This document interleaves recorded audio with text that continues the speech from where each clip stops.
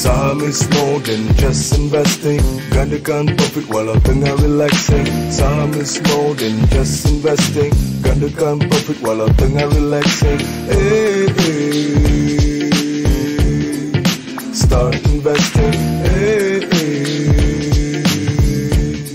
Walau tengah relaxing. Saham is good. Saham is cool. Saham is also an investment tool. Scheme cepat kaya, don't act a fool. Labur dekat saham, get paid in full. Tak payah nak stress, buka CDS. Tak payah bajet besar kalau nak invest. Saham senang faham, tak payah nak stress. Orang biasa-biasa pun boleh invest. Saham kecundang kalau tak ada ilmu. Sebab tu, belajar dengan AAA dulu. Study fundamental dan technical. Jangan terus jump, itu tipikal. Kalau melabur, kena ikut trend. Duit takkan beranak kalau simpan kat poket. Tak payah modal besar, own company besar. Cita-cita besar, boleh untung besar. Saham is more than just investing. Gandakan profit walau tengah relaxing. Saham is more than just investing. Gandakan profit walau tengah relaxing. Hey, hey. Start investing. Hey, hey. Walau tengah relaxing. Dah buka CDS, jangan takut nak invest. Dah belajar ni best, boleh buat rugi less. Sebelum nak earn, kita kena learn. Supaya invest, nanti duit tak burn. Jangan tamak, jaga emosi. Orang tamak memang selalu rugi. Tak payah kelulusan, tak payah college degree. Suri rumah pun boleh buat benda ni. Kena berani, ambil tahu ekonomi. Rugi tu pasti, boleh minimalkan rugi. Boleh berdagang kalau banyak masa. Boleh melabur kalau tak ada masa. Tak ada masa, kena cari masa. Ini untuk simpanan hari tua. Jadi marilah, ini patut syariah. Duit banyak nanti boleh amal jariah. Saham is more than just investing. Gandakan profit walau tengah relaxing. Saham is more than just investing. Gandakan profit walau tengah relaxing. Hey, hey. Start investing. Hey, hey. Walau tengah relaxing. Saham is more than just investing. Gandakan profit walau tengah relaxing. Saham is more than just investing. Gandakan profit walau tengah relaxing. Hey, hey. Start investing. Hey, hey. Walau tengah relaxing.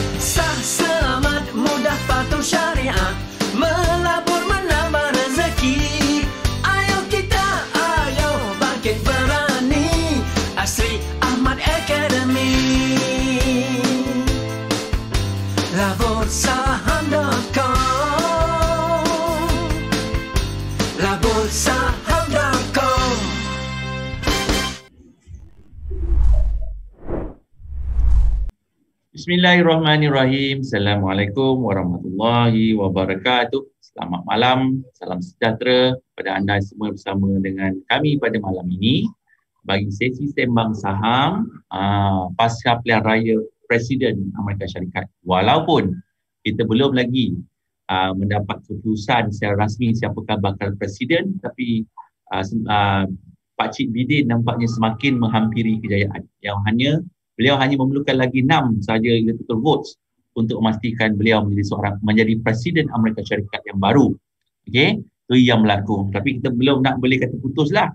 Tapi satu perkara yang menarik apabila kita melihat keadaan pasaran bukan sekadar di Malaysia, di seluruh dunia membuat lonjakan luar biasa pada hari ini.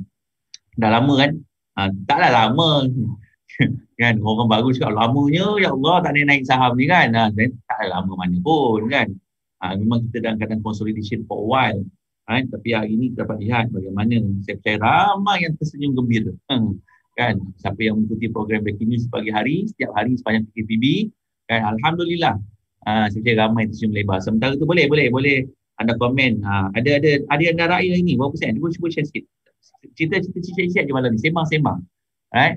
Dan insyaAllah kita akan kupas kenapa hari ini terlihat saham-saham teknologi terutamanya melonjak luar biasa. Evergreen sector akhirnya hari ini membuat tujahan demi tujahan dan kenaikan, bukan naik 20%, 30% sesaham. Naik RM1 sesaham, naik 80% sesaham, naik 70% sesaham. Sehari dia dapat 10%. Luar biasa. Apa yang berlaku? Ini kita nak kongsikan pada malam ini. Right? Saya bantu, saya tu boleh komen, boleh share, boleh klik button. Saya nak share, biar Ahmad share sampai 200, 300 lah baru saya teruskan sesi malam ni. Boleh bantu saya klik button share agar orang lain lebih dapat manfaat. Inilah sesi perkongsian ilmu. Ilmu percuma, free of charge. Kan? Itu banyak sesi free ini. Jadi sebab itu kita bawakan malam ni sempena dengan pasca pilihan raya presiden yang bakal kita ketahui dalam masa terdekat. Sebab itu kita bawakan sesi malam ni. Sebelum ni kita dah bawakan juga apa yang berlaku sebelum pilihan raya presidential ini. Dah pun saya bawakan. Kita recap sikit apa yang telah saya sampaikan sebelum ini. Sebelum kita lihat apakah perkembangan terkini pergerakan pasaran saham di Wall Street terutamanya kesan daripada menanti keputusan pilihan raya Presiden Amerika Syarikat. Alright. Dari sambil tu boleh komen saya tengok berapa banyak ada yang dah berapa persen lagi ni. Boleh cerita sikit. Gratech 7%, UWC breakout all time high, Kulihat hijau, Profit, Taufik 42%. Lagi? Saya suka hijau. Sekarang JFTech 12%. Masya-Allah. GHL breakout kan. Semua saham-saham yang dikongsikan bukan saham tu beli, saham tu kaji kan. Kalau tak dapat 10% tu macam peliklah orang ni. Right? Dan bila naik lah lama yang susah hati. Dah naik lama lepas kapal. Boleh beli lagi ke? Soalan-soalan ni tak pernah selesai kan. Saham turun dia tanya boleh beli tak? Kan bila turun tanya kena jual ke? Bila naik tanya pula boleh beli lagi ke? Itulah dia TBNU, trader baru Naab yang terlibat dalam ini pelaburan saham. Right. Okay. Ecomframe, Ecomframe je. Samaidin, bagi tadi kita cerita pasal green technology. Samaidin Group. Pun siapa dapat Samaidin hari ni? Kan? Okay. Masya-Allah, tabarakallah, luar biasa doa ni. Allah. Saham-saham yang boleh buat BTST hari ni lebih daripada 100 saham. Okay, so ni yang best, yang menarik kan. Macam mana alumni daripada TJ, macam mana sesi-sesi sokongan kita dapat membantu, dapat menenangkan, betul tak? Sabar itu indah. Jangan kelang kabut, jangan panik sebab kita beli perniagaan. Saya percaya sekiranya anda sabar, kebanyakan saham-saham anda hari ini telah memberi pulangan yang baik. Tapi sekiranya anda kelang kabut, anda tak tahu apa yang dilakukan, mungkin anda menyesal atas jualan yang telah dibuat sebelum ini dan mengalami kerugian. Betul. Sebab itu kita kena faham perniagaan yang kita laburkan. Okay, dia bukan semata-mata berkat rapat dengan technical analysis, tapi dia bercerita tentang perniagaan. Dan hari ini kita dapat lihat bukti hidup bagaimana pemangkin atau katalis tentang presidential election di Amerika Syarikat memberi impak terhadap sektor teknologi di Bursa Malaysia. Apa yang berlaku? InsyaAllah malam ini yang kita akan kongsikan sebentar lagi. Okay? Dan kenapa sektor teknologi menjadi rebutan? Of course, hari ini across the board. Banyak sektor yang meletup. Let's go through dulu apa yang berlaku sepanjang minggu ini, terutama 3-4 hari ini. Kita akan tengok, tuan-tuan boleh tengok di skrin saya sekarang. Saya akan berkongsi tentang pergerakan Dow Jones, pergerakan S&P 500, Nasdaq, right?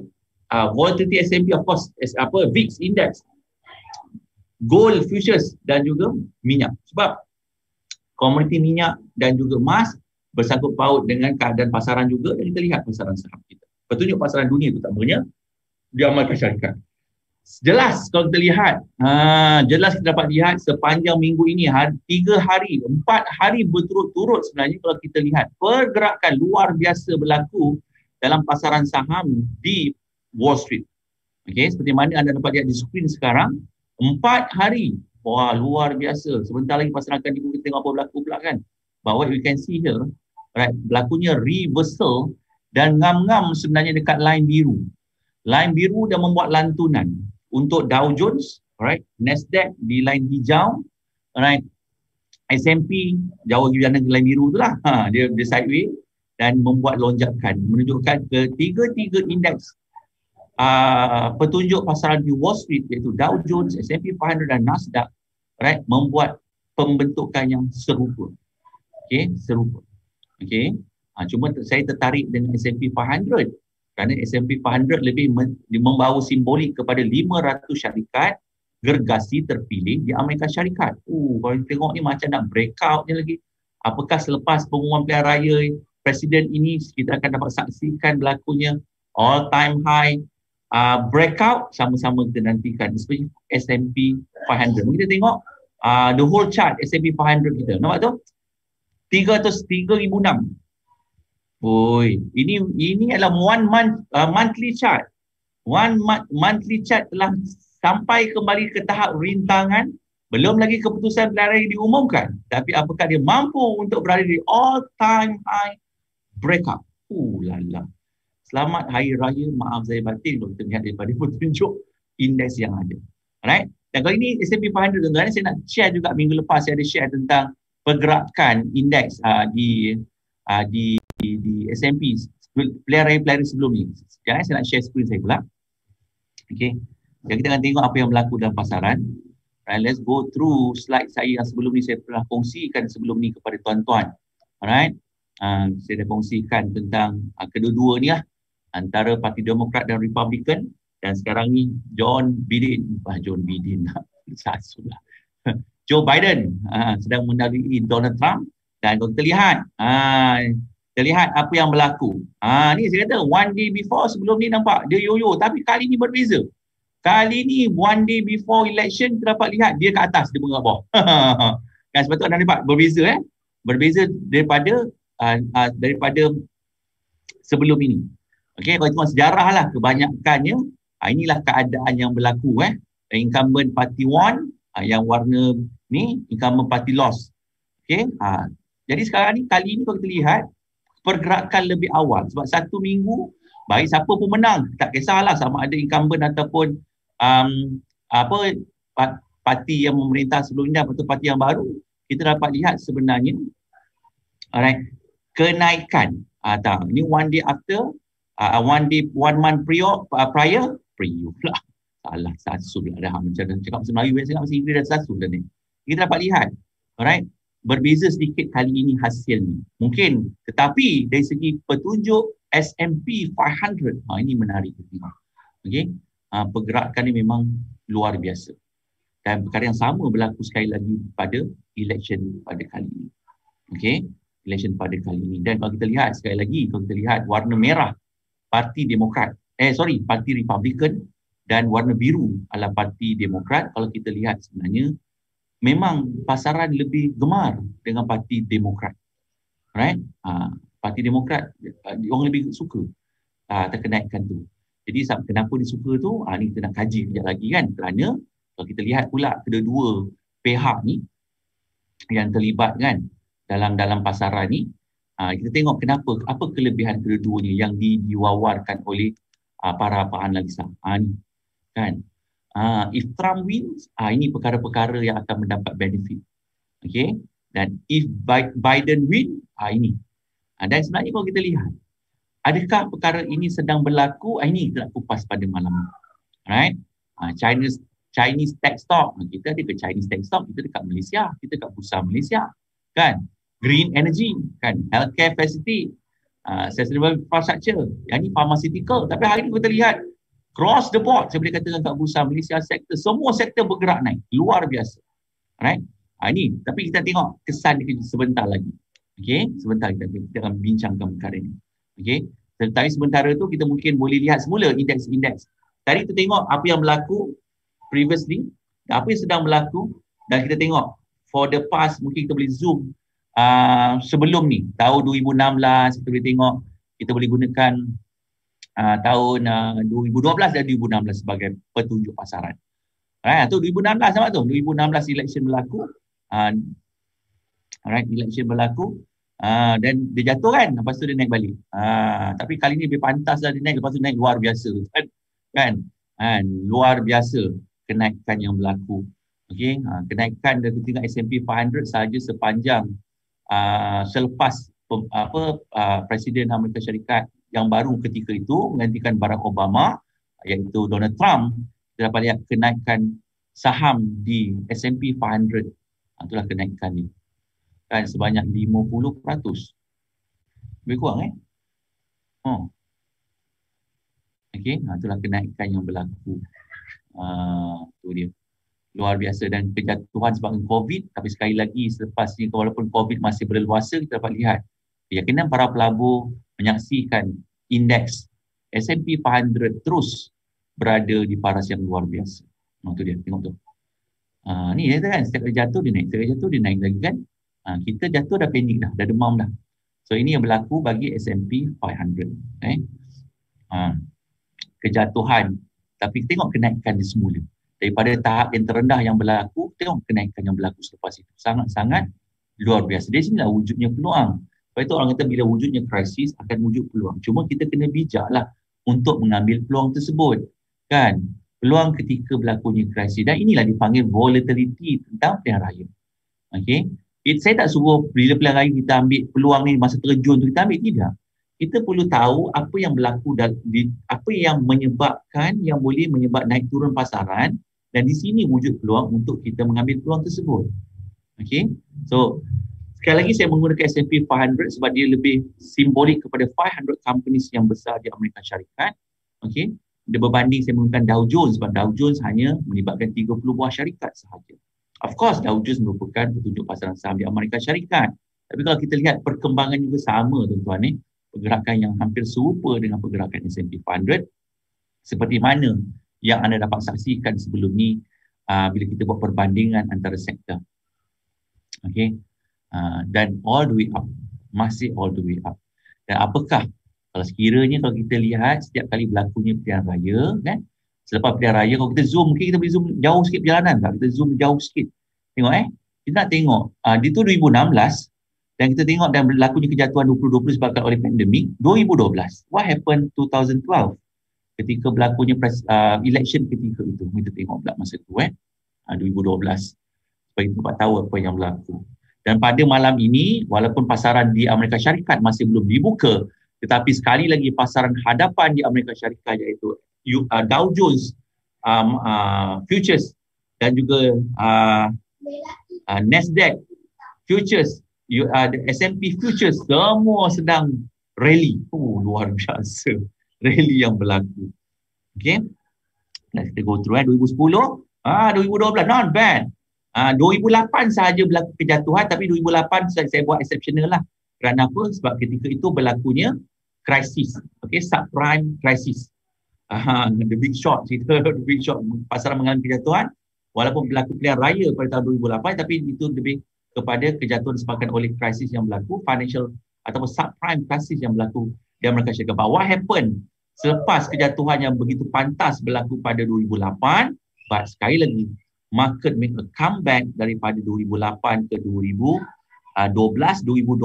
pilihan raya seterusnya pun sehinggalah 2016.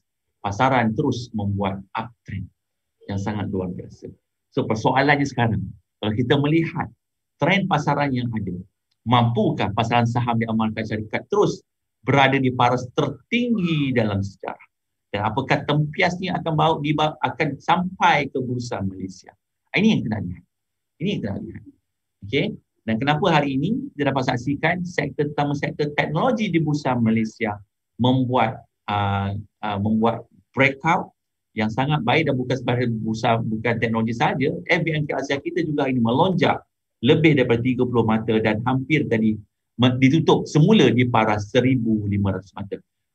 Secara keseluruhan kalau kita lihat pergerakan pasaran di Amerika Syarikat tidaklah memberi impak direct kepada pergerakan pasaran saham di bursa Malaysia.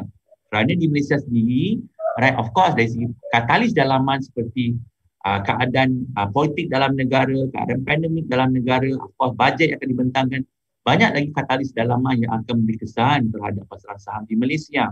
Tetapi kita tak boleh nafikan apa yang berlaku di luar sana. Sikit sebanyak tempiasnya juga. Alright, tempiasnya juga akan sampai ke bursa Malaysia. Dan ini kita nak relatekan. Kita nak relatekan terutama sektor-sektor yang berkait rapat dengan pasaran saham di Malaysia. Untuk itu, ini catatan-catatan yang tuan dapat lihat, nampaknya so far so good, looking good sebenarnya. Cuma apakah dia mampu untuk berada di paras tertinggi yang ini yang kita nak lihat. Kalau kita lihat sebenarnya 2020 ni pandemik dan sebagainya, dia up and down kan. Tapi apakah tunjahannya akan berlaku? Dan itu dah. Ini pula adalah teknologi sektor di bursa Malaysia. Alright, itu dia. Kalau zoom ni apa jadi tadi tu? Nasdaq, okay, this Nasdaq kembali ke 12,000. Wow. Okay. Kembali ke 12,000, paras tertinggi 12,400. Apakah akan kembali kepada bursa? Oh, itu dia. Ini yang kita nak lihat. Dan kenapa ini berlaku? Jadi untuk itu, bersama dengan saya pada malam ni, salah seorang jurulatih di Asrama Akademi, Saudara Jas yang tak perlu saya kenalkan lagi pada para alumni terutamanya. Saudara Jas juga bersama kita pada malam ini untuk berkongsi pandangan beliau. Right, tentang apa yang berlaku sebenarnya menyebabkan saham-saham di bursa Malaysia, khususnya teknologi hari ini, dan kita lihat dari segi sektor teknologi membuat breakout. So apa yang berlaku sebenarnya? Kenapa saham-saham ini kita dapat lihat pada petang tadi membuat lonjakan? Apa sebenarnya hubungkan syarikat-syarikat teknologi di Malaysia dengan keadaan pilihan raya di Amerika Syarikat dan juga kenaikan di Nasdaq yang berlaku sekarang? Silakan. Right, bismillahirrahmanirrahim. Assalamualaikum warahmatullahi wabarakatuh. Selamat malam semua. Saya harap anda boleh dengar suara saya dengan jelas. Right. Jadi sebenarnya seperti apa yang telah diperkatakan oleh Tuan Haji Muhammad Asri, sebenarnya kenaikan di sektor teknologi hari ini sebenarnya inilah memang satu sektor yang memang akan menjadi the biggest benefiter jika sekiranya Joe Biden memenangi pilihan raya Presiden Amerika Syarikat. Right? Kenapa? Sebab satu perkara yang sebenarnya yang menjadi masalah kepada these big tech companies di Amerika Syarikat adalah satu polisi yang telah disetkan oleh Donald Trump sendiri, di mana beliau telah memperketatkan polisi pengambilan pekerja asing, yang sebenarnya pekerja asing ni adalah amat-amat diperlukan bagi membangunkan, untuk spur growth dalam industri teknologi terutamanya di Amerika Syarikat. Jadi apa yang Donald Trump buat ni sebenarnya telah menghalang perkembangan syarikat ni, di mana pada hari ni kalau kita tengok kan, sedar tak sedar, kalau anda perasan syarikat-syarikat gergasi di Amerika Syarikat pada ketika ni sebenarnya sedang diketuai oleh orang bukan Amerika Syarikat. Kalau kita tengok gergasi-gergasi seperti Indians lah. Kalau kita tengok kata negara local people dekat Amerika Syarikat, bukan kata tak bagus, tapi hari ni kalau kita tengok kebanyakan CEO these big tech companies ni adalah datang daripada luar Amerika Syarikat, seperti mana India dan juga negara-negara lain. Jadi polisi ni sebenarnya yang hendak dibaik pulih oleh Joe Biden ni sebenarnya dalam memberi ruang yang lebih banyak kepada syarikat-syarikat teknologi di Silicon Valley untuk terus berkembang. Jadi ini antara manifesto yang telah ditetapkan oleh Joe Biden lah. Dan berdasarkan pembacaan saya juga, kalau kita lihat dari sudut sokongan CEO corporate companies di Amerika Syarikat ni, kebanyakannya sebenarnya memang memberikan sokongan kepada Joe Biden, termasuklah pekerja-pekerja syarikat-syarikat teknologi di Amerika Syarikat. Kenapa? Inilah punca utamanya. Dan seperti yang kita tahu juga sebenarnya, Donald Trump ni sebenarnya banyak mencari masalah. Seperti mana yang kita tahu apa yang beliau lakukan pada tahun 2018, di mana beliau melancarkan trade war dengan China, dan polisi beliau iaitu Make America Great Again, di mana beliau nak membawa balik semua manufacturing companies yang berpangkalan di China balik ke Amerika Syarikat. dan dengan pemberian tax yang lebih rendah. Walaupun in contradiction, sebenarnya Joe Biden mengatakan bahawa dia bakal meningkatkan tax, tapi kenapa walaupun Joe Biden kata dia nak meningkatkan tax, tapi kenapa syarikat teknologi ni lebih prefer Joe Biden berbanding dengan berbanding dengan Donald Trump? Apa puncanya kalau kita tengok kat sini kan? Logik akalnya sepatutnya mereka menyokong Trump sebab apa? Donald Trump bagi tax yang lebih rendah. Okay, tapi sebenarnya apa yang kita tak perasan di sini adalah kita kena ingat bahawa China ni merupakan satu negara yang mempunyai ramai rakyatnya, right? Jadi sebenarnya kebanyakan syarikat-syarikat teknologi gergasi di Amerika Syarikat, sebagai contoh Amazon, Google, Apple sendiri sebenarnya mempunyai banyak kita panggil pelanggan ataupun customer di China itu sendiri. Jadi dengan berlakunya trade war, dengan berlakunya sekatan-sekatan yang telah dibuat oleh Donald Trump, dengan masalah-masalah yang beliau timbulkan, iaitu seperti mana beliau ban Huawei, dia ban TikTok, semua ni akan memberi kesan kepada pelanggan-pelanggan ataupun customer-customer syarikat-syarikat gergasi. Jadi kebanyakan CEO ni berpendapat bahawa jika sekiranya Donald Trump kalah dan Joe Biden mengemudi Amerika Syarikat, sudah pasti antara perkara pertama yang akan dibuat oleh Joe Biden adalah dengan berbaik kembali. Bukanlah bermaksud Joe Biden akan tunduk kepada apa sahaja rencana daripada China, tidak.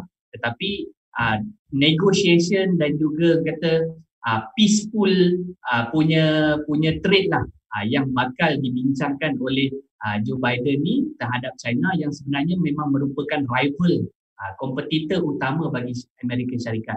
That's why kalau kita tengok hari ni, kenapa banyak sektor teknologi khususnya yang banyak meningkat naik ni, antara punca utamanya datang daripada poin-poin yang telah saya sampaikan lagi.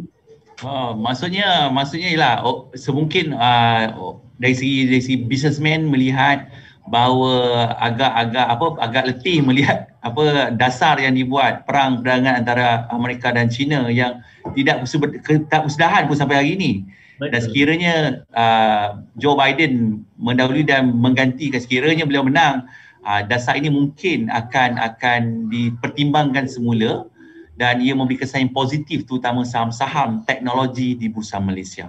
Kerana siapa yang dah lalui for the past 2-3 years sejak zaman Donald Trump, kita dapat lihat setiap kali beliau tweet tentang perang perdagangan ini menyebabkan saham-saham teknologi mendapat tempias, mengalami kejatuhan yang besar di pasaran saham di bursa. Hari ini kita dapat lihat kebanyakan saham-saham ini berada di paras tertinggi dalam sejarah. Sebagai contoh, kita boleh tengok kejap lagi mungkin a few stock yang hari ini yang teknologi sektor. Dan sebenarnya saya nak kongsikan, mungkin kita boleh cerita sekejap sebab saya lihat tentang saham-saham teknologi ni ada banyak sektor yang boleh kita perhatikan, kan? Kenapa sektor ini mendapat tumpuan ni? Kejap, mana saya punya slide tadi? Kejap. Tentang sektor teknologi ni ada banyak yang kita boleh lihat, right? Ni dia teknologi sektor, kita akan tengok di carta dan saya juga akan cari kejap untuk saham-saham yang dalam kita dah summarizekan sektor-sektor tersebut, yang mana dalam teknologi ada banyak, ada chip, ada EMS, ada even though hari ini terdapat lihat saham Cat Rapat dengan payment gateway juga membuat lonjakan luar biasa dalam pasaran, tapi saya lebih tertarik dengan sektor-sektor yang memberi manfaat kepada pasaran kita.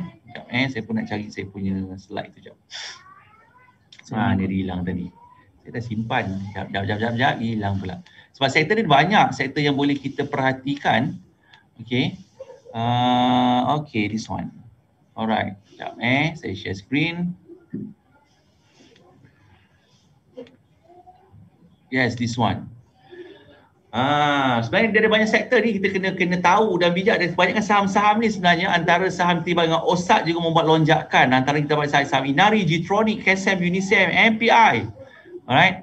Electronic, EMS, VS, SKP Resources, Times, Pine. Alright. Kita ada GF Tech, FPG, banyak. Greatech, front end, banyak sub rantaian lagi banyak. So kita lihat sebenarnya hampir keseluruhan sektor pembekal ni membuat lonjakan luar biasa pada hari ini. Betul. Kesan daripada apa yang berlaku tentang berkemungkinan pertukaran Presiden Amerika Syarikat lah saham-saham yang boleh kita berikan tumpuan. Okey, dah banyak kalau kita lihat pula ini banyak mungkin saham-saham telah pun membuat breakout. Dan carilah inilah kita kena tahu yang mana satu leading dan lagging sektor. Dan mungkin just boleh kupas tentang kenaikan yang berlaku dan mungkin saya akan share tentang pergerakan saham-saham yang berlaku di Bursa Malaysia terutama di sektor teknologi saya tunjukkan tadi. Okey, alright. Satu perkara sebenarnya yang menarik minat saya lah dari sudut kenaikan dari sektor teknologi ni, terutamanya dalam syarikat-syarikat yang terlibat dengan produk semiconductor. Sebenarnya tuan-tuan, kalau kita dapat lihat, ini statistik yang dikeluarkan oleh World Semiconductor Association. Setiap bulan mereka akan mengeluarkan statistik. Tuan-tuan boleh Google World Semiconductor Association, dan setiap bulan kita akan melihat bagaimanakah perkembangan hasil jualan produk-produk semiconductor di seluruh dunia, termasuklah di Asia. Dan apa yang menarik perhatian saya di sini adalah kalau kita dapat lihat bagaimana sales semiconductor di seluruh dunia sebenarnya sedang berada dalam aliran menaik pada ketika ni selepas mengalami kejatuhan yang besar pada tahun 2018. Kalau kita dapat lihat di sini, kejatuhan ni berlaku adalah pada tahun 2018. Kenapa 2018 mengalami kejatuhan yang besar? Adalah disebabkan oleh isu trade war yang seperti mana yang saya katakan tadi. Right? Jadi sekarang ni kalau kita dapat lihat kesan daripada COVID pun, kalau kita tengok adakah produk semiconductor ni masih lagi mendapat tempat. Satu perkara lah sebenarnya yang mungkin ramai tak sedar, tapi dia menangkap minda saya kan. Apa yang berlaku adalah bagaimana statistik yang dikeluarkan oleh Apple tentang tempahan produk iPhone 12 yang baru saja dilancarkan oleh Apple. Sebenarnya pre-sales dia, pre-sales iPhone 12 adalah sebanyak 2 kali ganda lebih banyak daripada pre-sales iPhone 11. Walaupun kita, kenapa 2 kali ganda? Ini baru pre-sales saja. Bayangkan, saya pun macam wonder, kita ni dalam krisis ke tidak ni? Kan, sebab kita ingatkan, semua ekonomi tengah slow down, the whole world is crashing down. Tapi pre-sales dia meningkat naik, dan saya tak terkejut apabila saya melihat statistik yang dikeluarkan oleh World Semiconductor Association. Kalau kita tengok dalam tempoh 3 bulan, kalau tuan-tuan tengok dalam tempoh 3 bulan, bagaimana perkembangan hasil jualan daripada bulan April, bulan Mei, bulan Jun, seperti mana kita tahu pada ketika ni kita sedang berada dalam PKP yang pertama tu, right? Dan kalau kita tengok hasil daripada 3 bulan terakhir, iaitu pada bulan 7, bulan 8, bulan 9, di mana ketika ni statistik COVID di seluruh dunia pun nampaknya semakin berkurangan, termasuklah di negara kita sebelum ada spark baru-baru ni. Kalau kita tengok apa yang anda dapat saksikan di sini adalah nampak hampir, dan bukan kata hampir, keseluruhan hasil jualan di seluruh bahagian di dunia, di Amerika Syarikat, di Europe, di Jepun, di China dan juga di Asia Pasifik, semuanya menunjukkan peningkatan yang peningkatan. Alright? Jadi that's why kalau anda dapat lihat kebanyakan saham-saham seperti saham-saham yang terlibat dengan semiconductor terutamanya, seperti Apple, seperti Apple pula, seperti Inari, seperti Getronics, seperti Unisem, UWC, Greatech, semua saham-saham MPI sedang berada di paras tertinggi dalam sejarah. Saya dah tengoklah MPI, saya agak teruja, dah lama tak tengok saham MPI dikembali kepada RM20. Setelah saham-saham ini sebenarnya kalau kita lihat MPI dan Unisem ni, sebenarnya pergerakan saham ni kita dapat lihat ni hanya pada tahun 2000 ketika berlakunya orang panggil teknologi bubble. Betul? Okay, jom dan kita tengok. mungkin kita boleh share screen tentang carta MPI dan Unisem dulu, sebab ni dulu tak ada, tak banyak saham-saham teknologi seperti hari ni. Let's go through dua sektor, dua saham utama iaitu MPI dan juga Unisem. Gila. Kalau kita Kita tengok tahun sekarang ni RM20, tahun 2000. RM24, nampak ni? Tu dia. Tahun 2000 dia pernah naik setinggi RM55. Tapi itu disebabkan oleh .com bubble lah. Pasal tu setahun, dalam tempoh setahun daripada RM5 melonjak ke RM60. Dan sekarang apa berlaku? Tu dia. Sekarang dia sedang cuba untuk memecahkan paras tertinggi tahun 2002 yang lepas, dan sekarang dia dah buat breakout lah. So, tahun 2000? 2002. Maknanya 20 years high. 20 years high saham MPI. Ni. 18 years high lah. 18 years high, yes. Ni. Maknanya telah selepas berlaku kejatuhan yang besar 95, dia kembali semula. Daripada harga yang sama, RM5 kembali ke RM20. Ini nak membuat bukan kata 52 weeks high, 18 years high. Memang gila lah. Jadi ini memang leader dari sudut sektor teknologi, terutamanya dalam produk semiconductor. Tapi sebenarnya banyak lagi saham-saham yang menanti. Sebab saya pun pagi tadi pun saya dapat kata PM, ada orang tanya banyak saham-saham yang dah breakout ni macam mana? Banyak lagi sebenarnya tuan-tuan yang belum breakout dan menanti masa. Saya bagi homework yang perlu dibuat. Saya bagi tips. Ini bukan buy call Dan jangan bagi banyak-banyak sebab kalau nak banyak dia orang boleh join sesi besok. Okey. Hari ni kita bagi teaser aja. Siapa yang nak banyak, nak tengok apa saham secara live tu, besok pastikan you all join sesi trade amal bersama Jas, bersama squad.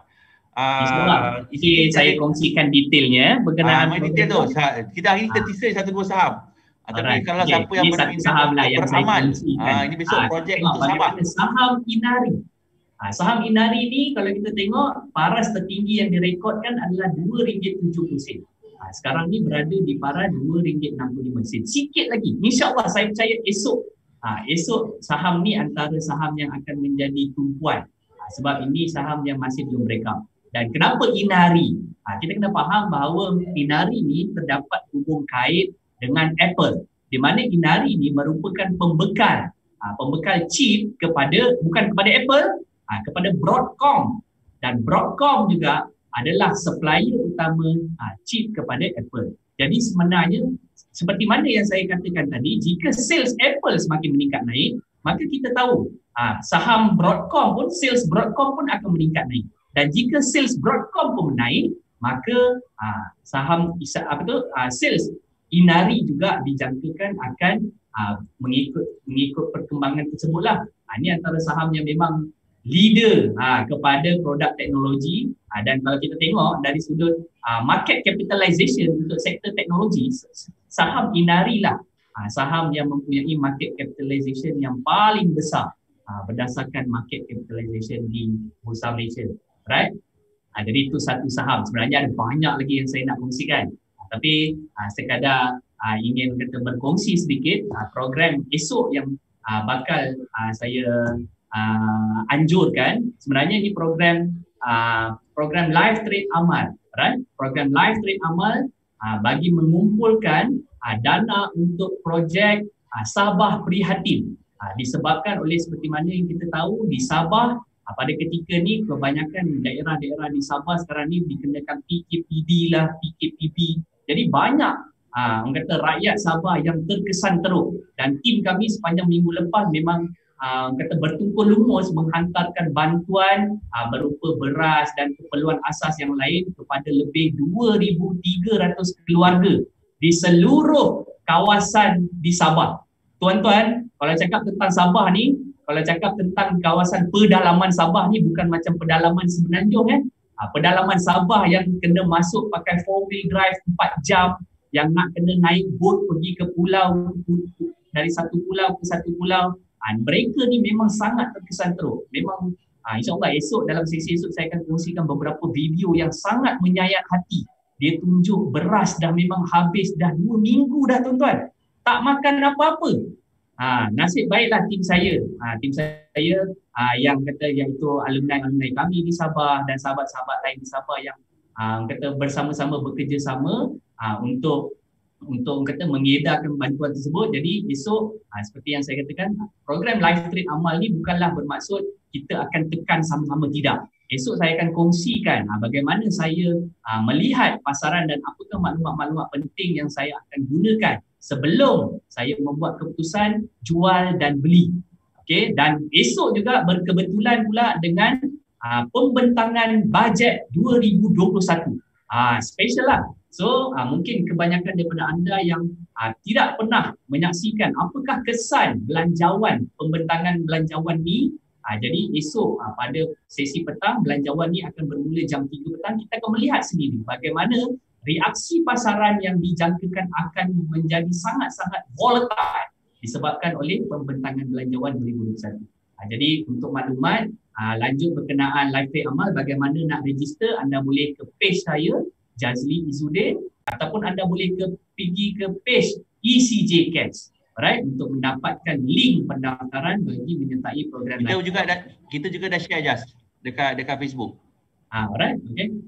Alright, kita dah share kat Facebook kepada anda yang berkelapangan boleh turut serta program tersebut untuk sama-sama.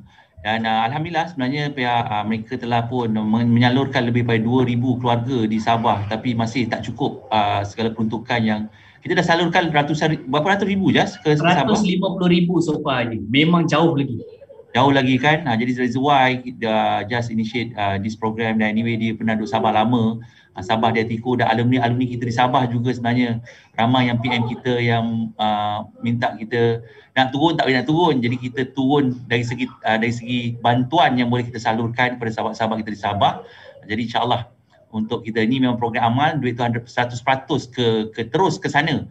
Dia tak ada kepada kami ke kepada tim projek amal yang terlakukan. Dan telah kita sampaikan lebih daripada 2,000 keluarga pada minggu lalu, dan anda boleh lihat di Facebook Asyama Academy dan juga di bawah grup di bawah Just punya Facebook sendiri juga bukti yang mana perantaraan telah pun dibuat, dan kita nak hantar lebih banyak lagi untuk bantu sahabat-sahabat kita di Sabah insya-Allah. Alright. Ada yang tanya kalau bukan alumni pun nak join ke? Tak apa, silakan. Ya, ni tak ada, ini terbuka. Ini terbuka yang kepada anda yang mungkin ingin mengikuti program ilmu ini, insya-Allah semua orang boleh turut serta. Alumni kata alumni, kita tak ada, kita program amal kita tak ada nak differentiate kan. Lagi ramai yang menyumbang, alhamdulillah kan. Kita tumpang mereka yang boleh membuat misi ini, sebab kita mungkin tak mampu nak ke sana, kita mungkin tak mampu nak seorang-seorang banyak mana kita boleh sumbang, tapi kalau ramai-ramai ini insya-Allah dia memudahkan segala urusan kita. Alright. So tu saham Inari antara saham yang dikongsikan pada hari ini. Dan kalau bagi saya pribadi, saya kalau saya melihat dengan keadaan pasaran yang melonjak naik pada hari ini, selain daripada MPI, adik-beradiknya adalah Unisem. So Unisem juga membuat breakout 56 high, yang mana pada saya rasa baru hari Senin lepas baru RM5 lebih. Hari ini dah RM6. Ini belum cerita lagi sektor teknologi yang luar biasa. Kan? Ini sebenarnya kalau kita lihat MPI Unisem ni tuan-tuan adalah satu sektor semiconductor yang memang orang lama lah.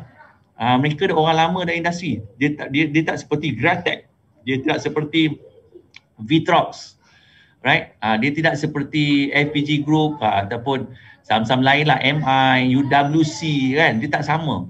Ini semua new player dalam market dan produknya juga berbeza. Sebab itu kita kena faham dari sisi sektor teknologi ada banyak lagi peluang-peluang yang saya lihat yang seharusnya kita buat kajian untuk mengambil peluang di atas kesempatan kenaikan pasaran hari ini. Cuma suka diingatkan, ini juga salah satu selain daripada feel good factor yang berlaku di Amerika Syarikat. Dilupa jangan, esok adalah hari lebih getir untuk pasaran saham di Bursa Malaysia, kerana pastinya kita menantikan apakah pengumuman yang akan dibuat. Okey, pengumuman yang akan dibuat esok tentang bajet 2021. Kerana ini penting untuk bawa arah tuju ke manakah ekonomi kita pada tahun hadapan. Dan kita pun sedia maklum dengan keadaan politik kita yang masih belum stabil sepenuhnya.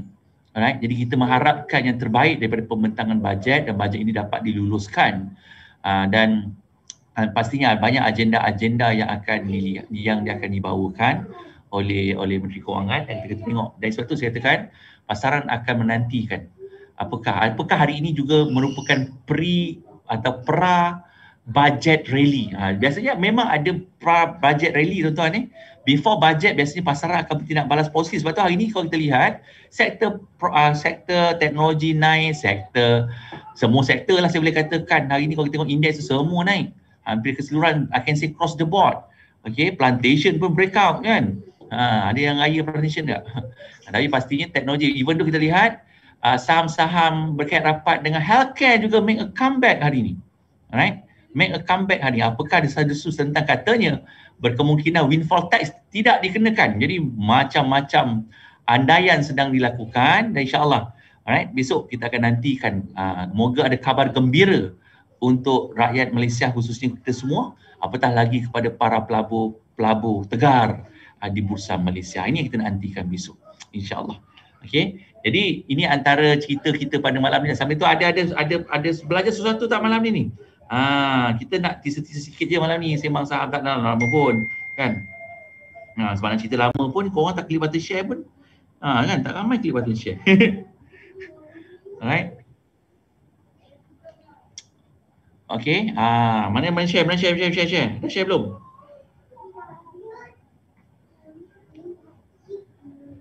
Okay.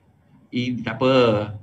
Kan, construction because of normal situation.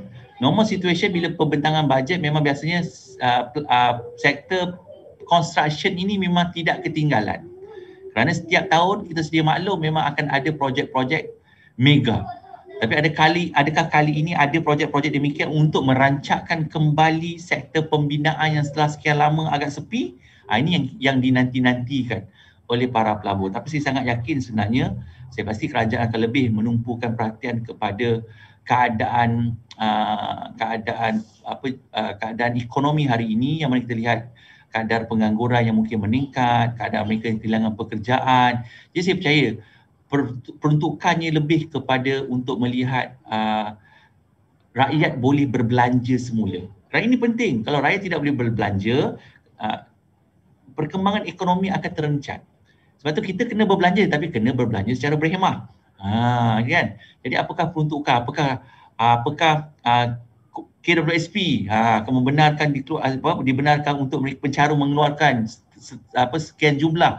Inilah perkara-perkara yang dinantikan oleh rakyat Malaysia khususnya, apatah lagi para pelabur di Bursa Malaysia untuk merancangkan kembali ekonomi dalam negara. Tapi alhamdulillah saya percaya kepada anda yang telah tiba di dunia pelaburan saham, naik turun yang ada dalam dunia pelaburan saham ini seharusnya memberi satu perkara yang memberi manfaat pada diri anda. Ya, selalu saya ulang, pasaran saham ini bukan skim cepat kaya, tapi saya yakin sekiranya anda bertindak dengan ilmu, anda dapat saksikan bagaimana anda mampu meraih pulangan yang baik.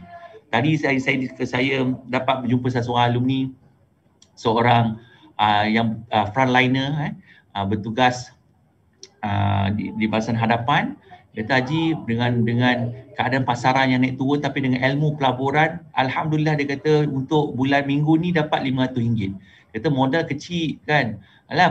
Dia kata saya pegawai biasa je, duit gaji tak besar. Tapi saya kata RM500 tu besar tak? Dapat dalam untuk awal bulan 11.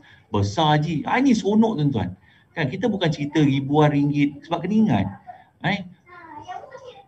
Kita hari ini dalam keadaan satu pandemik yang tak pernah kita jangka berlaku dan ramai yang mendapat impak negatif. Jadi seharusnya kita bersyukur apabila kita mengamalkan ilmu pelaburan yang kita ada, kita bertindak dengan ilmu, kita tidak terburu-buru, seharusnya ia memberi manfaat. Kan kepada diri kita, pada keluarga kita. Dah ada orang dah kehilangan pekerjaan. Saya bukan nak suruh orang hilang pekerja melabur saham, tidak. Tetapi inilah saat yang boleh kita ambil peluang yang ada. Kerana suka atau tidak, kita perlu mencari sumber pendapatan kedua. Sumber pendapatan tambahan. Ada orang suka berniaga, ada orang tak suka berniaga. Kenapa tidak kita terlibat dunia pelaburan? Betul ke betul? Saya ada 2,000 orang ni, 2,400, betul tak apa yang saya kongsikan ni? Betul tak? Boleh komen sikit, betul tak? Sekiranya kita bertindak dengan ilmu, yang mana pelaburan ilmu terhadap diri kita, siapa pun boleh ambil ilmu tu dari kita boleh amalkannya dan ianya memberi manfaat pada diri dan keluarga kita, betul? Apatah lagi kita dah masuk hujung tahun, right? Kita nak sekolah anak semakin mungkin sekolah tahun depan dia dah hujung bulan 12 kan, memang hari kita anak-anak kat sekolah kat rumah lagi, bulan 1 dah masuk sekolah balik. Sekiranya semuanya reda, kita doakan moga pandemik ni dapat reda cepat, PKPB selesai kan, kehidupan mungkin semula normal, kalau vaksin itu mungkin sebagainya, kita di mana? Inilah persiapan-persiapan diri yang kita kena lakukan. Dan setuju tak apa yang saya katakan? Betul tak pasaran saham ini sikit sebanyak sekiranya kita mengamalkan ilmu dengan betul, bertindak dengan betul dan mengambil peluang di tempat yang betul. seharusnya ia memberi pulangan yang baik. Ini bukan isu berapa banyak kita untung, tapi saya percaya dengan ilmu yang betul kita dapat menambah sumber pendapatan. Kan? Bagi saya tadi saya tu dapat 500 tu, bagi dia kata channel 500 tu banyak tak? Banyak je. Ya, 500 tu banyak, macam-macam boleh buat. Kan? Sebab dia mengakui, saya kata pendapatan saya kecil. Jadi dengan 500 tu banyak benda. Saya kata alhamdulillah. Sebab tu saya kata nak kerja apa, jangan tengok orang. Itu rezeki masing-masing. Tapi asbab ilmu yang kita pelajari, ianya boleh digunakan pakai bila-bila masa. Alright? Bila-bila masa. Right. So Jas bersama kita juga lagi bersama ni. Tadi kita dah sembang tentang teknologi. Adakah sektor-sektor lain juga Jas akan dapat tempias? Sebab kita masih belum dapat masih tak ada lagi. Macam delay juga lagi lagi 6 seat je lagi ni. Tapi nampak sukar nak keluar 6 seat tu. Apakah Donald Trump cuba untuk buat sesuatu di belakang tabir? Ada yang speculate ada blackout macam apa yang berlaku di Malaysia juga ni. Blackout juga. Lama betul, satu hari tak bergerak ni. Itulah pasal. Tapi sebenarnya apa yang saya faham lah ada beberapa, kita kena ingat bahawa di Amerika Syarikat sendiri ada 5 time zone. Memang kalau lokasi yang paling jauh tu memang memerlukan kata masa yang agak panjang lah untuk sampai kata kotak-kotak pengundian ni. Jadi saya rasa by tomorrow we should have the final decision lah.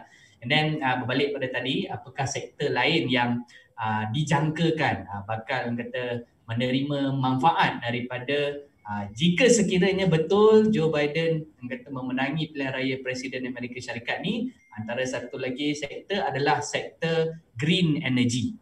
Termasuklah solar, termasuklah kata biofuel. Ini adalah antara investment besar yang telah di-pledge oleh Joe Biden bagi merancangkan green technology, green energy ni di Amerika Syarikat. Kerana apa? Bila saya fikir balik, why now? Orang kata Amerika is looking into green energy, sedangkan benda ni bukanlah satu perkara yang baru. Tapi saya melihat dari sudut bahawa kebergantungan Amerika Syarikat kepada minyak ni mungkin dia dah terpaksa lupakan. Kalau dulu mungkin kita tahu bahawa Amerika Syarikat merupakan pengeluar minyak mentah terbesar di dunia, tapi dengan kata volatility, kejatuhan harga minyak dunia yang sedang berlaku ni, Amerika dah tak boleh nak bergantung sepenuhnya kepada hasil minyak. Jadi dia nak kata look forward dan bagaimana mereka boleh terus survive tanpa perlu bergantung kepada minyak. Inilah, itu kalau di Amerika lah, kalau yang apa yang saya nampak. Dan adakah kesan daripada petang tadi Western Digital akan melabur 2.3 bilion untuk upgrade the facilities dekat Malaysia juga sebenarnya satu katalis terhadap sektor teknologi, Jas? Saya percaya ada benefit, ada kata sudah pasti akan kata menerima syarikat-syarikat di Malaysia akan menerima manfaat daripada pengumuman tersebut. Namun sekarang ni apa yang saya baca, apa yang orang anggap adalah syarikat-syarikat yang terlibat dengan hard disk. Bagi saya benda ni dia akan jadi terbalik. Sepatutnya itu adalah masalah kepada rival kepada Western Digital. Namun apa yang saya nampak kata dari sudut syarikat mana, saham mana yang akan menerima manfaat ni saya tak nampak. Just that dari sudut positifnya dia create peluang pekerjaan yang lebih banyak lah kepada rakyat negara kita. Itu je. Agak menarik sebab memang ini seronoknya bila kita melalui realiti dan dunia pasaran tu sendiri, yang mana kita ambil maklum, kita alert dengan keadaan semasa. Sebenarnya inilah satu peluang yang kita dapat lihat, dan bagaimana katalis-katalis ini, pemangkin-pemangkin ini sebenarnya memberi impak directly kepada pasaran saham terutamanya sebab ramai orang fokus kepada teknikal tanpa memahami the real catalyst ataupun the reaction yang boleh beri impact positif atau negatif terhadap satu sektor maupun terhadap sesuatu perniagaan yang kita laburkan. Ini yang ramai orang terlepas pandang. Just juga berkongsi tadi, ramai mungkin tak sedar pun Amerika Syarikat merupakan pengeluar minyak terbesar dunia. Ramai mungkin ingat Middle East, Jas. Betul. Sebenarnya Amerika Syarikat sebenarnya dia dah hit kata the highest production in the world pada Januari lepas. Pada Mac lepas. Tak kala kita hampir nak kata PKP masa tu. Saya masih ingat lagi waktu tu. Dan then what happen is apabila berlakunya kata perang minyak, orang panggil the crude oil war antara tiga kuasa besar minyak di dunia, iaitu Rusia, OPEC dan juga Amerika Syarikat. That's why kenapa kita dapat lihat harga minyak dunia mengalami kejatuhan. Dan sekarang ni pun apa maklumat yang saya dapat daripada sahabat-sahabat saya di syarikat-syarikat minyak dan gas utama di Malaysia ni, memang kebanyakannya dah orang kata mula tarik handbrake lah. Maknanya dah orang kata mereka dah sedar bahawa harga minyak ni takkan mampu untuk recover dalam tempoh masa terdekat, dan apa yang berlaku pada ketika ni adalah they have to find kata another solution, bagaimana untuk terus survive dengan harga minyak yang rendah untuk jangka masa yang panjang. Dan ada yang juga saya mendengar bahawa terdapat beberapa syarikat-syarikat utama, syarikat-syarikat besar, contohnya Exxon Mobil sendiri, dia nak divest, bermaksud dia nak pull out pelaburan dia daripada daripada Malaysia, di mana kita ada platform minyak di Exxon Mobil ada platform minyak di Terengganu, di mana dia nak menjual telaga minyaknya dan nak pull out totally daripada Malaysia. Dan apa yang sebenarnya menarik minat saya bila cerita pasal minyak ni juga, di mana Exxon Mobil, seperti mana yang kita tahu, Exxon Mobil ni merupakan syarikat minyak yang terbesar di dunia, di mana kalau kita tengok baru-baru ni mereka mengumumkan bahawa dividen yang diberikan oleh Exxon Mobil selama hari ni memang kebanyakan kata pelabur-pelabur utama dunia lah. Kata bila cakap tentang Warren Buffett ke, kata Peter Lynch ke, memang Exxon Mobil ni antara most favorite sebab konsistensi dia dalam memberikan dividen yang besar. Tapi apa yang berlaku baru ni, Exxon Mobil mengumumkan pulangan dividen yang terendah sejak World War II. Kalau nak cakap pasal isu minyak ni, sebenarnya bukan pertama kali yang kata crude oil war ni berlaku. Memang dah banyak kali dah orang kata perang antara Russia, antara OPEC, tapi this time saya nampak dia orang dah tarik handbrake tu. Dan mungkin dia nak channelkan pelaburan mereka ke arah yang lebih reliable pada masa depan. Dan saya nampak the only way, seperti mana Petronas juga, saya nampak Petronas pun sekarang ni sedang giat menambahkan pelaburan mereka, giat menumpukan usaha mereka ke arah green energy. Sebab dulu pun saya buat final year project pun berkenaan green energy. Itu cerita 10 tahun lepas. Dan saya percaya itu yang akan diberikan fokus lah oleh syarikat-syarikat tenaga terutamanya. Pada saham tenaga pun naik kali ni. Saham tenaga sekarang 10 year low discount. Kan? Kerana mungkin disebabkan oleh competition tentang kemasukan teknologi solar ni. Kan green anyway, tenaga pun telah bersedia pun sebenarnya. Saya percaya Tenaga Nasional telah pun menyiapkan diri mereka sebagai sebuah syarikat gergasi di Malaysia untuk menyertai new teknologi ni, alright, new green teknologi ni. Dan kita akan nantikan apakah bajet yang akan dibentangkan juga akan memberi tumpuan terhadap green teknologi. Saya percaya kerana bajet ini telah pun sebelum ini pada tahun 2020, bajet 2020 telah pun disediakan peruntukan yang ada, dan apakah tahun 2021 di green technology. Dan saya percaya juga bajet 2021 juga pastinya akan ada peruntukan yang besar untuk infrastruktur 5G. Alright, kerana kita sedia maklum dengan keadaan pandemik yang berlaku, satu hikmah yang besar kita dapat lihat bagaimana pentingnya telekommunikasi. Kerana kita lihat walaupun hari ni sebahagian kita walaupun di Kuala Lumpur mungkin line kita 5G tapi tak ada pun 5G tu kan. Jadi dan keadaan ramai work from home dan mana pembelajaran secara maya, saya percaya kerajaan akan melihat untuk menyediakan peruntukan-peruntukan ni. Sebab itu kita lihat juga saham-saham yang mungkin ada kaitan dengan infrastruktur 5G akan mendapat tumpuan oleh para pelabur besok. Alright. Ini pun dah sektor teknologi juga. So tuan-tuan jangan seronok sangat tengok saham-saham yang rapat dengan Amerika Syarikat. Sebenarnya tumpuan kita lebih utama kepada pembentangan bajet yang akan diumumkan besok. Ini lebih besar sebenarnya.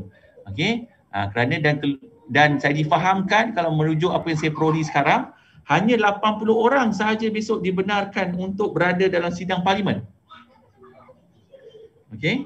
Kalau saya baca dalam news yang terkini ni, 80 orang sahaja yang dibenarkan untuk berada dalam sidang parlimen sebab bukan pasal apa, sebab COVID lah. Kan. Jadi kita harap pembentangan ini dapat dibentangkan dengan baik dan kita tunggu apakah kesannya, insya-Allah. Okey. Itu sektor green technology yang kita kongsikan. Ada sektor lain, Jas, mungkin last but not least before kalau saya lah, saya kalau diberikan peluang, kalau saya jadi menteri lah Cik. Okay, silakan kau jadi menteri. Aku tak minat menteri. Tak apa. Kau kalau. Okey, kalau. Kalau kita kena ada vision. Okey. Kalau saya jadi pihak kerajaan atau menteri kewangan, of course seperti mana yang Haji cakap, di antara the only way untuk kita rancak kembali keadaan ekonomi kita adalah dengan bagaimana dengan perlunya kita menggalakkan rakyat untuk berbelanja. Namun sekarang ni isu yang timbul adalah kebanyakan daripada masyarakat Malaysia ni, bukan kata kebanyakan lah, sebahagian besar yang menerima kesan negatif akibat pandemik COVID-19 ni sampai kehilangan kerja, perniagaan yang semakin merudum kan. Jadi disebabkan itu banyak kata punca pendapatan yang hilang. Tapi macam mana kita nak menggalakkan orang berbelanja sedangkan orang semakin suffer, right? Apa yang saya nampak adalah seperti mana desas-desus yang mengatakan bahawa pengeluaran akaun 1 KWSP ni adakah ianya bagus ataupun tidak. Kalau tanya saya memang benarkanlah, cumanya hanya untuk mereka yang memang directly impacted, hanya mereka yang telah hilang punca pendapatan. Sebab kalau tidak, memang there's no way macam mana kita nak bantu. Kerajaan pun takkan nak terus memberikan subsidi, nak terus memberikan kata seperti mana BRIM ke, sebab masalah yang bakal timbul adalah kita kena ingat peruntukan kerajaan pada ketika ni akan memberikan fokus kepada mengekang wabak pandemik COVID-19 ni. Of course seperti yang kita boleh jangkakan, saya percaya semua orang pun menjangkakan sektor healthcare dan juga vaksin yang akan menerima tempias paling besar. Ini jangkaan saya lah. Sebab ini fokus utama. Sebab kalau dua ni settle, cerita tentang ekonomi lain semua akan settle. Tapi itu antara cara. Biasanya kalau orang kata sekadar berkongsi lah, teaser untuk esok. Biasanya kalau kita tengok teaser untuk esok, bakar jangan tak bakar. Biasanya kalau kita tengok, yang biasanya sektor yang akan menjadi tumpuan utama para pedagang dan para pelabur adalah sektor construction. Biasanya. Tetapi adakah kali ini sektor construction dijangkakan akan menerima tempias yang positif? Jawapan saya, nantikan esok. Dia panas. Sebab ni pengalaman Alhamdulillah 5 tahun lepas berkat tunjuk ajar haji, bimbingan haji, saya dah mula nampak pattern tu. Adakah kali ini construction, sebab tadi kalau kita tengok macam banyak juga saham construction pergi naik. Betul. Tapi adakah betul construction akan mendapat manfaat? Esok kita tengok. Setuju, sebab saya nampak saham MRCB tiba muncul.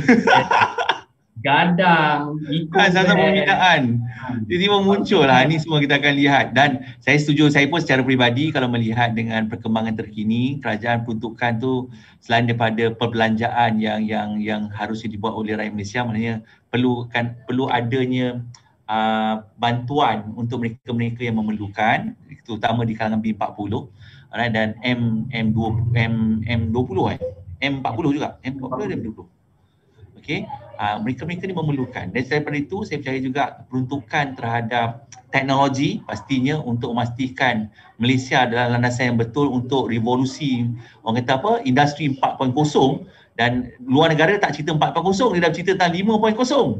Jadi perkara ini saya percaya akan memberi kesan terhadap sektor teknologi di bursa Malaysia, dan pastinya tentang peruntukan terhadap kesihatan, right? Peruntukan kepada Kementerian Kesihatan untuk penyediaan vaksin. Pastinya akan memberi tumpuan. Dan hari ini banyak sebenarnya syarikat-syarikat membuat pengumuman. Malam ni lagi banyak ni syarikat-syarikat buat pengumuman tentang vaksin ni. Tadi kita dapat lihat petang tadi ada pengumuman tentang syarikat Bintai yang membuat pengumuman terhadap vaksin yang mereka ceburi. Jadi ada banyak lagi syarikat-syarikat vaksin lain pun kita akan sambung esok lah. Okey, sebab dia menarik hari ni, malam ni macam-macam. Kalau tengok screener hari ni lebih 100 saham yang membuat macam-macam signal, tak tahu nak pilih mana dah, gambang mata dah sebenarnya. Kita tengok hari ni, kita tengok, ya Allah, berapa? Saham yang breakout juga banyak. Kita tengok saham yang breakout. Saya kagum lah dengan satu saham yang luar biasa naik tu kan. Saham Vivocom ni, saya tahu ramai raih. Ratusan peratus, ribuan persen pun ada. Tak berhenti-berhenti, jangan sampai kau tersangkut kat puncak bahagia tuan-tuan. Ni saham Kangaroo juga terlibat dengan vaksin, glove. Tu dia, Vivocom yang cerita lah, luar biasa. Bintai, alright. Hari ni, apa lagi saham-saham? Kangaroo. Okay. Untuk vaksin aja. Vaksin. Kangaroo, Kangaroo lah yang belum jalan. Aduh. Tapi dah jalan tadi. HWGB. Dia Pharma, HWGB. Pharma of course. Ini semua pattern-pattern menunggu masa nak terbang ni kau tengok ni. Tuan-tuan, ini bukan suruh beli, suruh kaji. Tapi most of stock saya nampak sebenarnya agak menarik, terutama hari ni GSR System setelah sekian lama akhirnya membuat breakout yang sangat luar biasa. Apakah kesan daripada orang shopping? Tu dia punya breakout all time high. Ngam-ngam. Belum lagi ngam-ngam. Kena break. Break. All time high breakout. Tu dia. Selamat Hari Raya Mahazir Batin. Apakah adik dia revenue akan ikut serta? Ini pun biasanya dijangkakan lah. Kerajaan nak menggalakkan penggunaan e-wallet. Ya, betul. Nampak tak? Itu katalisnya. Penggunaan e-wallet. So adik-beradik dia GSL adalah revenue. Right? K2SP satu diluruskan. Swipe.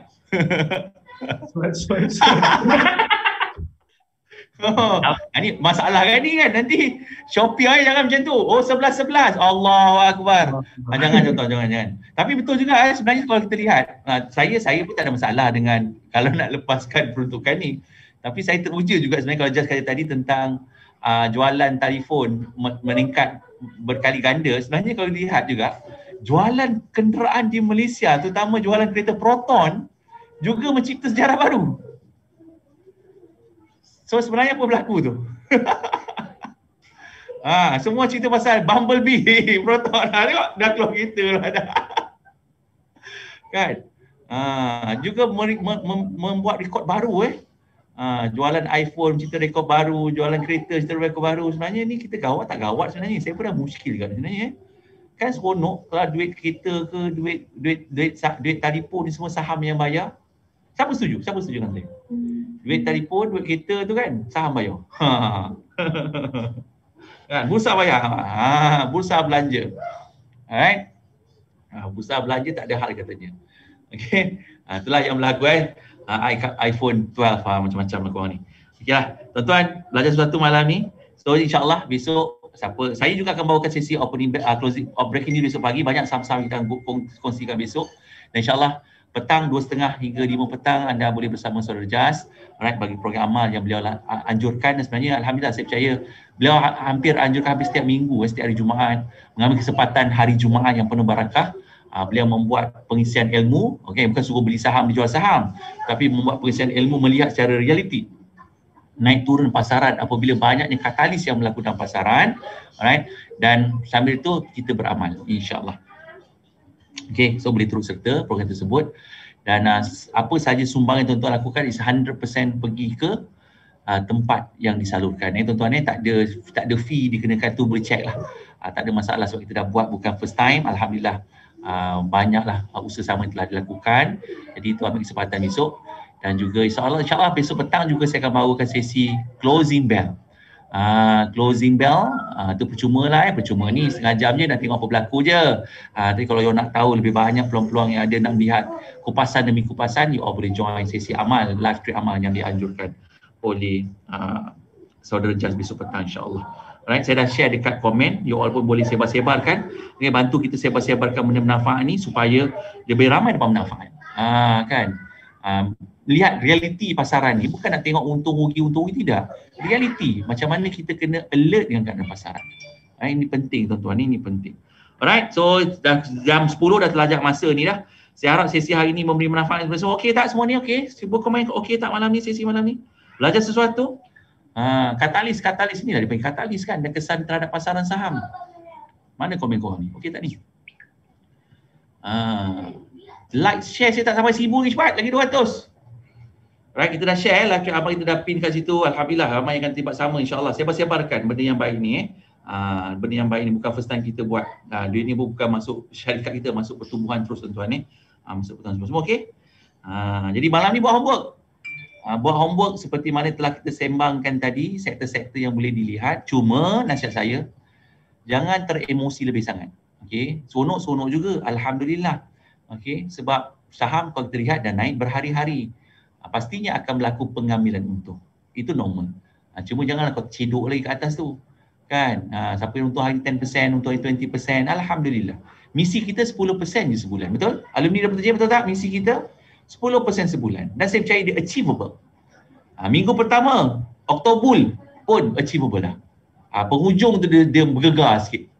For the past 2 weeks. But alhamdulillah, for the week of November, alhamdulillah, a very good market yang berlaku, walaupun volatile tapi memberi pulangan yang baik. Cuma kena ingat, banyak katalis yang akan diumumkan. Pada malam ni kita akan tunggu FOMC akan mengumumkan polisi mereka, dasar yang akan diumumkan. Dan besok saya akan update apakah keputusan yang dibuat oleh Jeremy Powell. Dan kita ada initial jobless claim, pastinya akan memberi impak juga terhadap stimulus yang akan dilaksanakan di Amerika Syarikat. Dan kita ada bajet 2021. Dan kita ada non-farm payroll data yang akan diumumkan. Ini semua berkait rapat dengan perkembangan ekonomi di Amerika Syarikat. Okey, jadi perkara ini perlu kita hadam, perlu kita fahami apa yang bakal dilaksanakan, dan para pelabur akan melihat dan menilai ke manakah arah tuju ekonomi, dan pastinya akan memberi impak secara langsung terhadap pasaran saham. So jangan lupa besok pembentangan bajet pada mereka yang tak pernah ikuti bajet. Penting bajet tuan-tuan. Sebab tu bila kita terlibat dengan saham ni kena ambil tahu. Pak Jas sendiri dia kata dulu tak pernah kisah. Tapi bila terlibat saham baru dia faham kenapa pentingnya pembentangan bajet. Kalau tuan-tuan tak sempat dengar secara langsung di kaca TV, pastikan pada hari Sabtu dapatkan akhbar-akhbar utama dan fahami apa yang dibentangkan dalam bajet 2021. Kerana di situ akan wujud peluang dan ruang. Sektor mana yang harus kita lihat? Sektor mana yang akan dapat benefit tentang pengumuman bajet yang diumumkan? Alright, ini semua ada kena-mengena dengan keadaan pergerakan pasaran saham. Cuma saya ulang, berhati-hati di litar bursa yang alhamdulillah hari ini pula, pada bulan ini tak nampak lagi November rain, walaupun hujan setiap hari. Ada sebahagian kawasan Lembah Kelang banjir besar, di Hulu Langat banjir besar sebenarnya, dan diam tak diam di pandemik ni, tapi di Hulu Langat banjir besar. Sahabat-sahabat kita boleh salurkan bantuan ke sana juga, insyaAllah. Right? Jadi pastikan anda mengambil peluang yang ada, jaga emosi, jaga trading plan, ride the trend, alright, tak ada masalah, but just extra careful. Terutama biasanya kalau pasaran baik, alhamdulillah kita doa pasaran baik, tetapi pasaran akan melihat pembentangan bajet dan pastinya akan menunggu keputusan prestasi keuangan suku tahun ketiga yang akan diumumkan pada akhir November nanti. Jadi just extra careful, alright, dan kami doakan kepada anda semua yang bersama kita malam ni, ada 2,000 lebih, 2,400 orang ni yang live dengan kita ni, yang share, yang komen ni, kita doakan mereka semua dilimpahi rezeki yang luas. Jangan lupa malam ni hari Jumaat, kan, malam Jumaat, malam ni jangan lupa surah Al-Kahfi, jangan lupa Yasin, kan, jangan lupa Al-Mulk sebelum tidur tu, kan, jangan lupa banyak sedekah. Besok kalau sedekah tempat dia tak apa, tapi apa kata beramal dalam program yang just anjurkan, dapat ilmu dan dapat memberi. Masya-Allah, tabarakallah. Dan kita doakan semua yang memberi, yang tak henti-henti memberi ni sentiasa dipermudahkan segala urusan di dunia dan akhirat. Dan mungkin just kata-kata akhir kepada mereka, pada pedagang-pedagang tegar di bursa ni. Right. So alhamdulillah, sebenarnya kenaikan yang berlaku ni, sebenarnya saya nak komen lah satu benda lah. Saya masih ingat, sekadar nak berkongsi sedikit pengalaman yang saya dapati daripada pembergian saya bersama Haji Asri ke Amerika Syarikat pada 2018. Saya masih ingat satu soalan yang ditanyakan oleh seorang anak kecil daripada Amerika Syarikat pada ketika itu. Tak silap saya umur dia 8 tahun. Saja je dia tanya dekat Warren Buffett pada ketika itu. Apa dia tanya Warren Buffett? Warren, apa jangkaan Warren Buffett ni dengan kemenangan Donald Trump pada tahun 2018 pada tahun 2016. Saya suka dengan apa jawapan Warren Buffett. Warren Buffett cakap apa? Dia dah melabur, dah terlibat dengan pasaran saham di mana telah bersilih ganti bertukar presiden sebanyak 10 kali. Tapi dia tetap jadi antara orang yang terkaya di dunia. Apa sebenarnya yang kita boleh belajar daripada sini? Sebenarnya in the long run kalau kita tengok, tak kira pun siapalah presiden Amerika Syarikat, tak kira lah Demokrat ke, tak kira lah dia daripada parti yang lain ke, sebenarnya in the long run pasaran saham akan terus meningkat dan meningkat dan meningkat dan meningkat. That's why kita kena terus pastikan we are in the market at any time. Kejatuhan-kejatuhan yang berlaku ni, kalau kita tengok sejarah-sejarah, saya percaya Haji Asri selalu tunjukkan benda ni. Krisis-krisis yang berlaku ni memang normal. Kita ada subprime crisis, kita ada trade war, kita ada COVID crisis. Tapi kalau kita perasan, krisis-krisis ni dia hanya mengambil masa yang sangat-sangat singkat. Paling lama krisis pernah berlaku 2 tahun je tuan-tuan. Tapi hari raya je bertahun-tahun.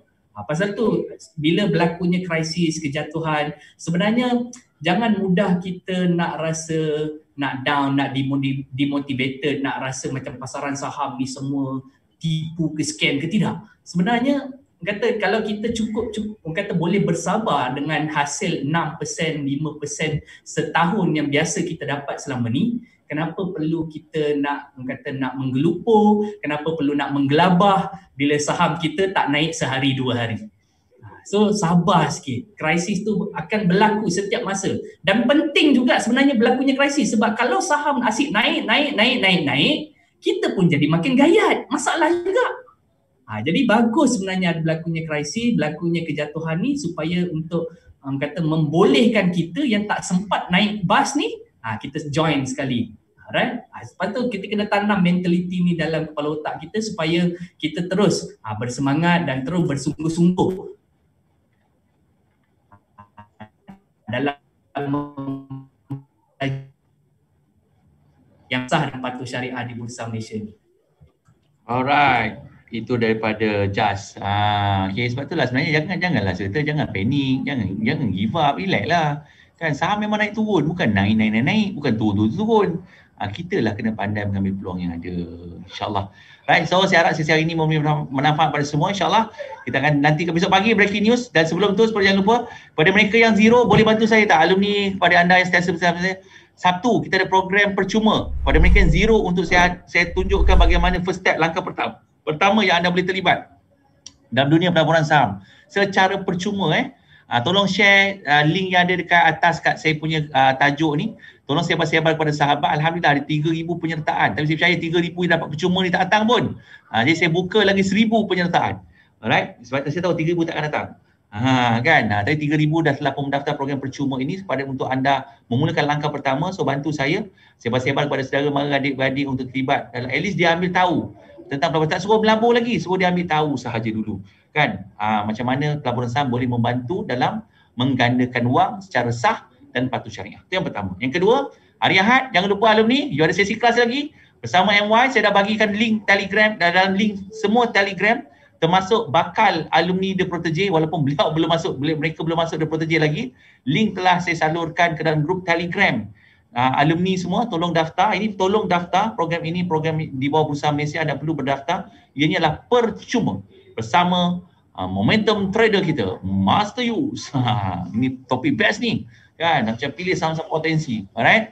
So insyaAllah minggu depan kita ada sesi bersama Kak Nibah pula. Jadi jangan lupa sertai alumni, sertai program ni kalau you nak terus memantapkan ilmu pelaburan you on. Anyway, you dah tahu dah support yang tak pernah habis kan.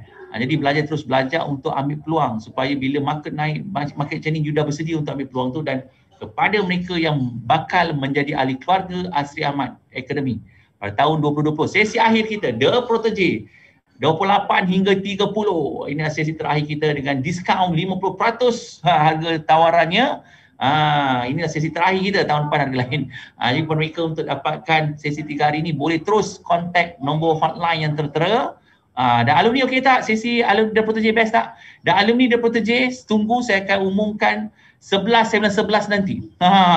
11 bukan Lazada sale, tapi saya akan buat sale untuk semua alumni The Protege untuk sertai program The Protege Online 7 dengan harga 11. Setuju? Siapa nak?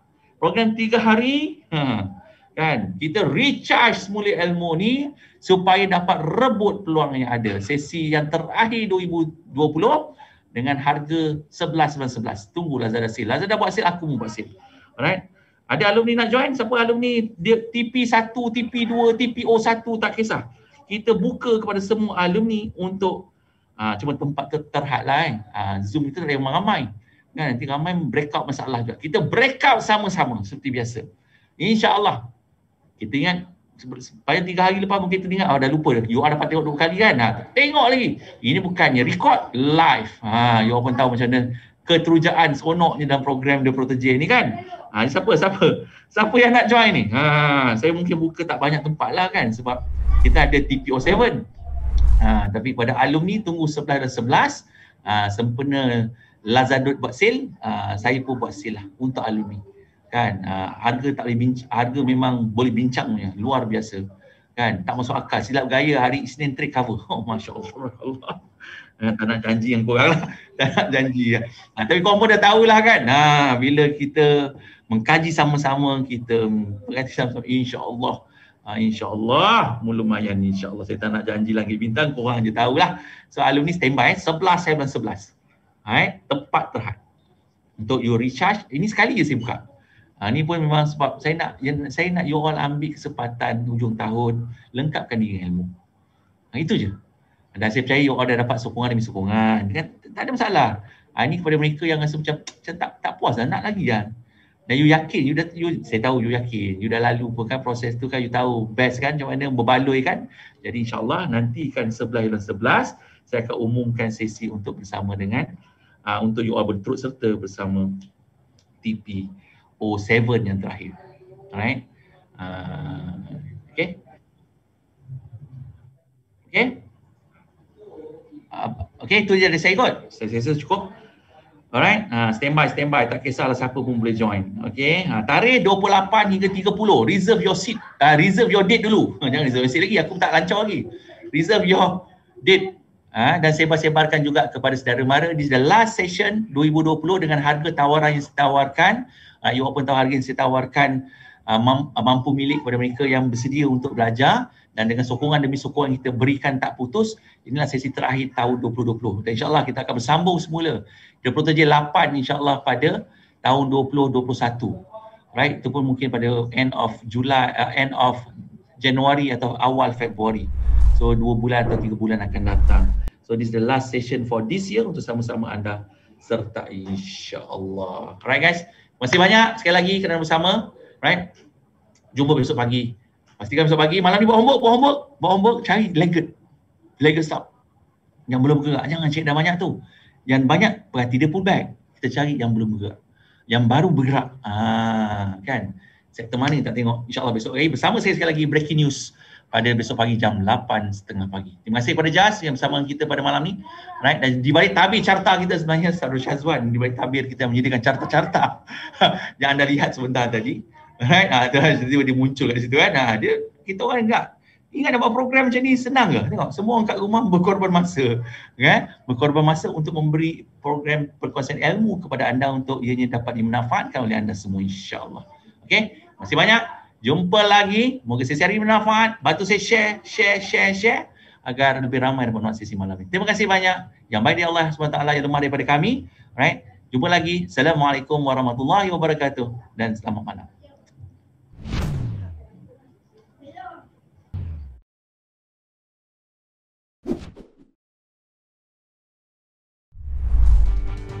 Selamat mudah pantau syariah.